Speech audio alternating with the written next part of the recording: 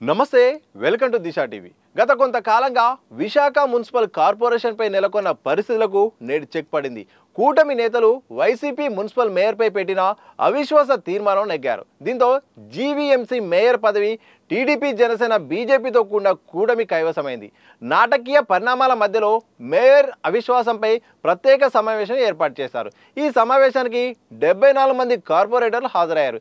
ఈ ప్రత్యేక సమావేశానికి కోరం సరిపోవడంతో ఇన్ఛార్జ్ కమిషనర్ కలెక్టర్ ప్రసాద్ అవిశ్వాస సమావేశాన్ని కొనసాగించారు. ఈ క్రమంలో కూటమి నేతలు విశాఖ మేయర్ హరివెంకట కుమారిపై పెట్టిన అవిశ్వాస తీర్మానం నెగ్గింది.